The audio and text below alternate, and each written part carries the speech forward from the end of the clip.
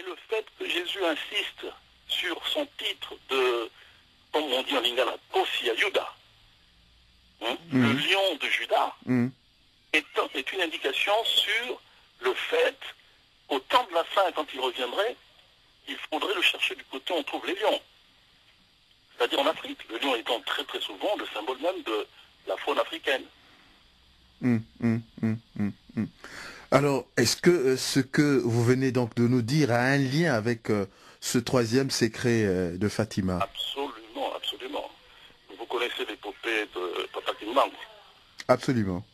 En 1921, voilà un prophète qui apparaît, qui fait des miracles que nul autre prophète moderne n'a fait, n'a réalisé. Pendant à peine 6 mois, il paye de cela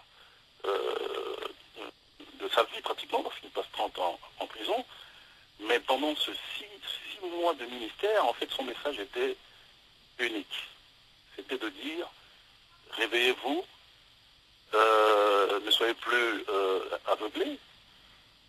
Ceux qui sont venus vous coloniser s'en iront et vous serez libres. Mais sachez que Christ même, reviendra, mais il reviendra non pas là où on l'attend, il reviendra ici, parce que c'est ici que se trouvent ses racines, avec les 12 Nabila, les 12 tribus. Bon, maintenant, en ce qui concerne le troisième secret de Fatima, les apparitions de Fatima ont commencé en 13 mai 1917, au Portugal, en plein cœur du Portugal, dans une région qu'on appelle l'Estrémadure. À 6 reprises, une femme est apparue pour annoncer de grandes choses pour l'humanité.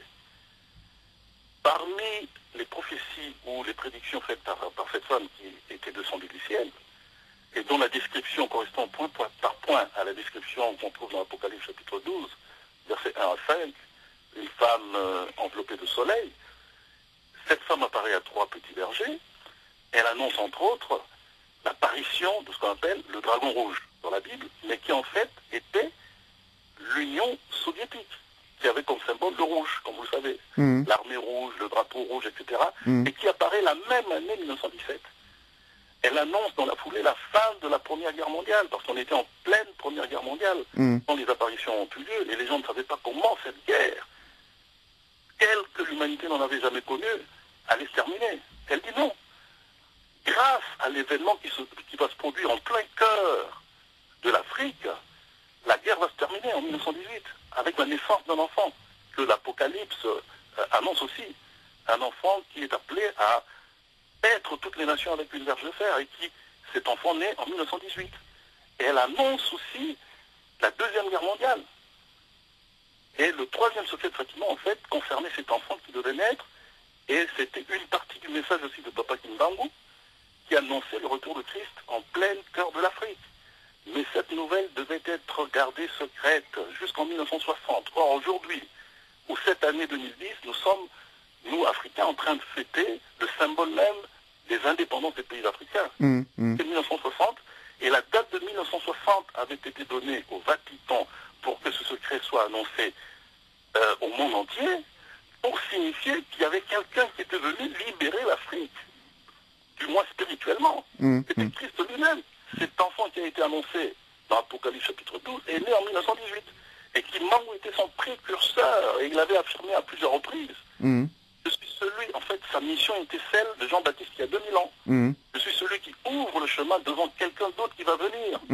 Et ce quelqu'un d'autre devait être caché jusqu'en 1960, où le Vatican lui-même devait annoncer au monde, urbi et orbi, que celui qu'on attend se trouve en plein cœur de l'Afrique. D'où le titre du livre, Jésus l'Africain. Et donc, c'était qui alors exactement? Il s'agit de Simão Gonçalves Toko, qui est né en Angola, au moment où l'Angola était une province d'outre-mer du Portugal. C'est-à-dire que cet enfant, Simão Toko, quand il est né, il avait la nationalité portugaise. D'où les apparitions au Portugal. Et il n'y a pas d'autres explications qui tiennent. D'où les apparitions au Portugal. Et il y a un autre symbole qui est très très fort. Vous savez, on vient de finir la période de Noël. Et on voit partout, quand on parle de Noël, des bergers. Et les apparitions, cette femme qui est apparue au Portugal, s'est adressée à des bergers parce que le message que la femme transmettait était le même qui a 2000 ans, c'est-à-dire le retour de Christ, ou la naissance de Christ, plutôt. Mais ça devait être un retour caché, pour des raisons sur lesquelles on pourrait s'étendre lors d'une autre émission. Alors donc on est aujourd'hui en 2010. Alors pasteur, quelle doit être l'attitude justement des Africains que nous sommes, et particulièrement des Africains des deux Congos? Bon, il faudrait que nous retrouvions d'abord nos racines. Une fois que nous saurons qui nous sommes, à ce moment-là, on pourra remettre dans leur vrai contexte la révolution spirituelle qu'il y a eu chez nous, notamment avec Papa Kimbangu en 1920. Tant qu'on ne comprend pas qui nous sommes, tant qu'on regarde toujours du côté de la Palestine en disant que le peuple élu se trouve de ce côté-là, on fait fausse route. Si on a le temps, je vous invite vraiment à essayer de vous pencher sur les mots de nos langues. Je suis justement en train de travailler sur un livre qui, si tout va bien, va paraître d'ici 2 mois, vers le fin mars. Le titre, c'est Les racines bantoues du latin.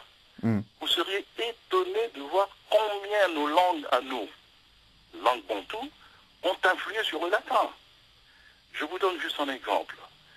Si nous, les Africains, comme cela est enseigné depuis des siècles, nous ne connaissions pas le vrai Dieu, celui dont on parle dans la Bible, mais à ce moment-là, écoutez, le terme même pour prière, qui est le terme, je dirais, le plus fort, fondamental du peuple qui est élu, du peuple qui a été choisi par Dieu, ce terme-là, nous aurions dû l'emprunter de ceux qui sont venus nous apporter la Bible. Et le fait que j'ai